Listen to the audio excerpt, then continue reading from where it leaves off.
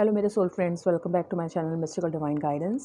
आज स्टोरी है राहु एंड केतु के ऊपर। ये मैं स्टोरी आपको इसलिए सुना रही हूँ ताकि आप जो 4 नंबर को गवर्न कर रहा है राहु एंड 7 को केतु, तो आपको थोड़ी और क्लैरिटी मिल जाए एग्जैक्टली राहु एंड केतु कैसे काम करते हैं।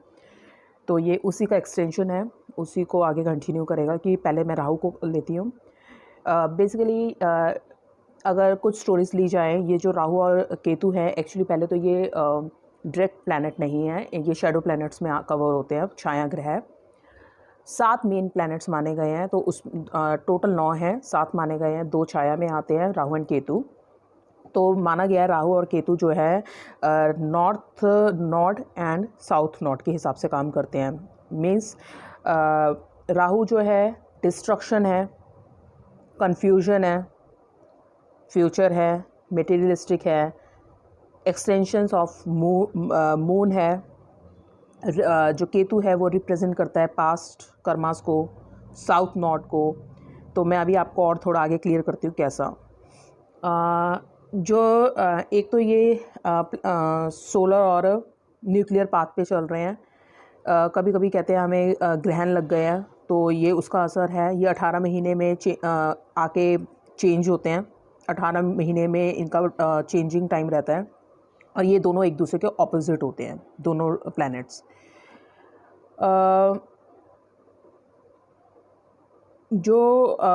पहले मैं इसकी स्टोरी कवर कर लेती हूँ। एक असुर था। बहुत सारे तब देवताओं और असुरों में विष्णु जी वो मंथन हुआ था, अमृत मंथन। तो विष्णु भगवान ने कहा देवताओं को कि याद रखना, जब अमृत जो पीने का टाइम पे आप किसी असुर को अमृत मत पिलाइए, क्योंकि फिर वो कभी इमॉर्टल हो जाएंगे, कभी उनका अंत नहीं होगा और वो ज़्यादा ताकतवर हो जाएंगे देवताओं से। तो आप कोशिश कीजिए कि वो अमृत असुरों के अंदर नहीं जाना चाहिए। तो उन्होंने कहा ठीक है। तो जब अमृत पिलाने के टाइम पे जो विष्णु भगवान है वो एक मोहिनी के अवतार में, एक अप्सरा के अवतार में आते हैं, और वो बोलते हैं कि आप सारे बैठ जाइए अपनी अपनी जगह पे। तो वहाँ पे एक असुर रहेंगे और एक तरफ देवता रहेंगे, तो दोनों को इक्वल अमृत दिया जाएगा। पर उसमें एक असुर इतना तेज़ था कि वो उसमें देवताओं की लाइन में आके बैठ जाता है। तो ये चीज़ सूरज मतलब सन एंड मून देख लेते हैं, ऑब्जर्व कर लेते हैं। तो वो विष्णु जी को बताते हैं। तो जब तक विष्णु जी को ये बात पता चलती है, जो वो अमृत होता है वो उस असुर के गर्दन तक जा चुका होता है। पर जैसे ही उनको नॉलेज में आता है तो वो उसकी गर्दन काट देते हैं। जब गर्दन कट जाती है, वो बॉडी 2 पार्ट में डिवाइड हो जाती है। एक पार्ट उसका ऊपर हेड पार्ट रहता है जिसको हम राहु कहते हैं, और नीचे का पार्ट जो है वो अलग होता है, उसको हम केतु कहते हैं। तो इस तरह राहु और केतु एग्जिस्टेंस में आए। अब राहु और केतु के साथ प्रॉब्लम क्या होती है कि अगर उनकी बात वहाँ तक गई तो उसके पीछे वो रीज़न समझते हैं सन और मून को। तो वो उनसे थोड़ी प्रॉब्लम क्रिएट करते हैं राहु और केतु। तो वो डार्कनेस में की तरफ ले जाते हैं, ग्रहण लगा देते हैं। तो उनका 18 मंथ्स में भी चेंजेस होते हैं, उनके दोनों के नेचर में चेंज आता है। और जो मून है उसके नक्षत्र 27 नक्षत्र होते हैं। तो जो उनके और मूड स्विंग्स के या मूड्स के एक्सटेंशन है, उनके भाव के, तो ये राहु और केतु उसको एक्सटेंड करते हैं, उसको और आगे तक ले जाते हैं। उसकी डीप स्टडी, ये वीडियो बहुत लंबी हो जाएगी, तो मैं आपको थोड़ा बेसिक लेके चल रही हूँ ताकि आपको थोड़ा क्लियर हो जाए कि मैं क्या बोलना चाह रही हूँ। तब जब ये उसके बाद अब अगर आप कुंडली देखेंगे, हम लोग कुंडली देखते हैं, तो उसमें अगर हमें किसी का पास जानना हो, तो कि वो पास से कैसा जीवन जी के आ रहा है, कैसा कर्म भोग के आ रहा है, पास लाइफ देखनी हो, तो हम उसका केतु देखते हैं। तो जब हम केतु जिस घर में होता है, तो उससे हमें पता चलता है इसका पास्ट लाइफ कैसा था। और जो राहु होता है वो हमेशा फ्यूचर की तरफ लेके जाता है। तो अब अगर राहु इसका इस घर में है, तो इसका फ्यूचर कहाँ जाएगा, हम कुछ हद तक उसे प्रिडिक्ट कर पाते हैं। जब इंसान मरेगा तो उसका साउथ से कहते हैं इंसान जब मरता है तो उसकी आत्मा साउथ की तरफ जाती है, और जब उसकी बर्थ होता है वो नॉर्थ की तरफ से आता है। इसको हम इस तरह कंसिडर करते हैं। तो जो लूनर पाथ पे नॉर्थ टू साउथ आता है, और सोलर में साउथ टू नॉर्थ आता है फ्यूचर की तरफ। तो इससे हमें इसका थोड़ा पास्ट एंड फ्यूचर दिख जाता है। तो जो राहु है वो बहुत मटेरियलिस्टिक है, वो पैसा, अय्याशी, इस तरह की चीज़ें जाता है, असुर की प्रवृत्ति रखता है। और जो नॉर्थ है वो डिटैचमेंट और अध्यात्म की तरफ जाता है थोड़ा।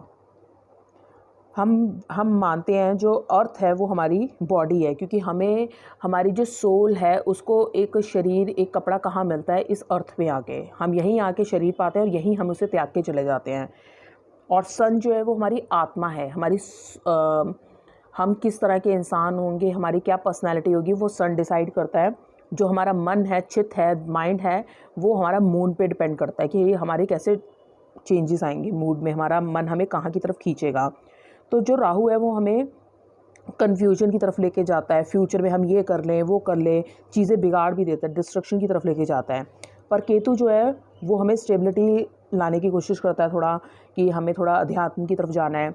तो एक एग्जांपल लेते हैं, अगर कोई पॉलिटिशियन बनना चाहता है और अगर वो नेम फेम कमाना चाहता है, तो वो नेम फेम तभी कमाएगा, और राहु अगर उसका अच्छा है वो उसे तभी देगा जब वो साथ में सोशल वर्क करेगा। एक छोटा सा एग्जांपल लेते हैं, जो बड़े बड़े बिजनेसमैन हुए हैं, वो अगर बहुत फेम पाते हैं तो वो उतने ही लेवल पे आके सोशल वर्क करते हैं।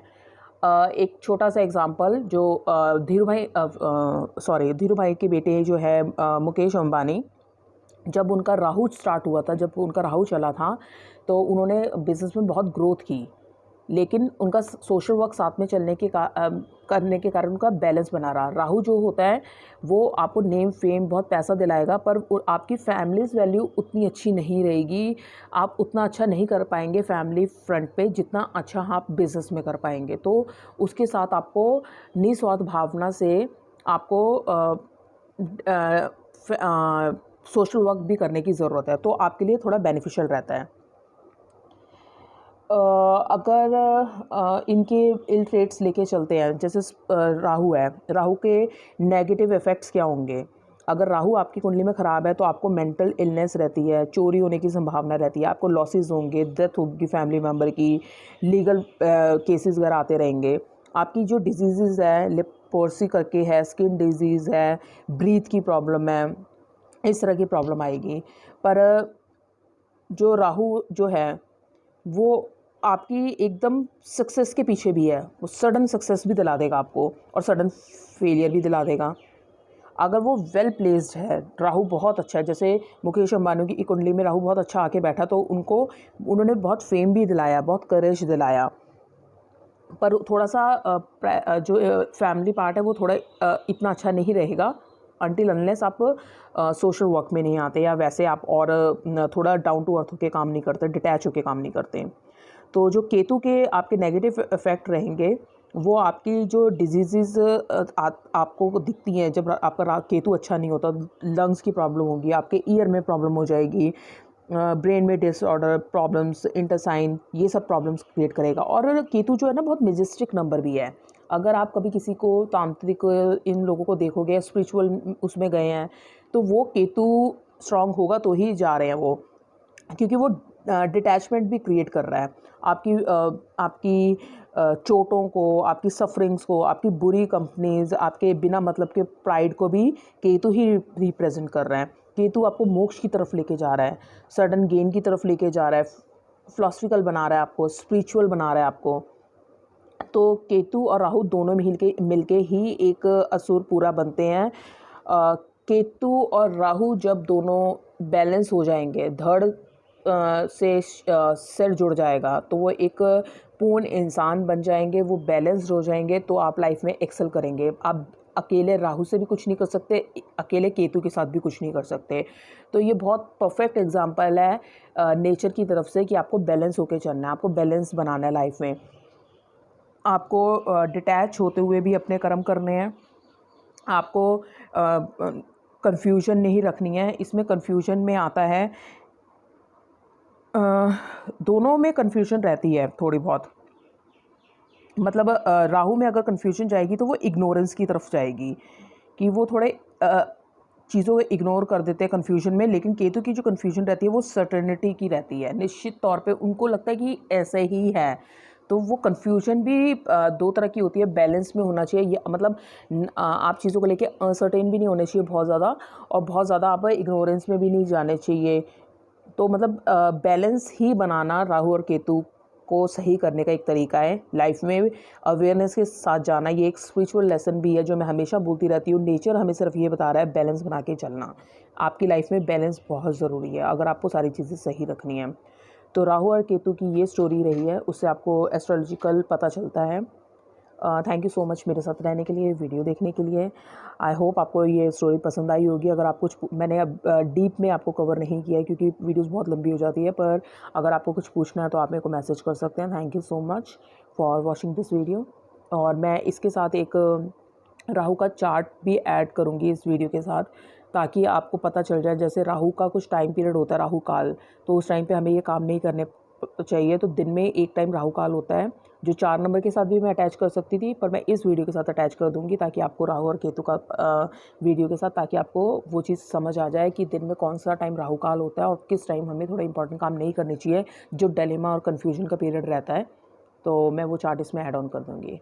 Thank you for so much कि आपने मेरे को टाइम दिया। आई होप आपको वीडियो अच्छी लगी होगी।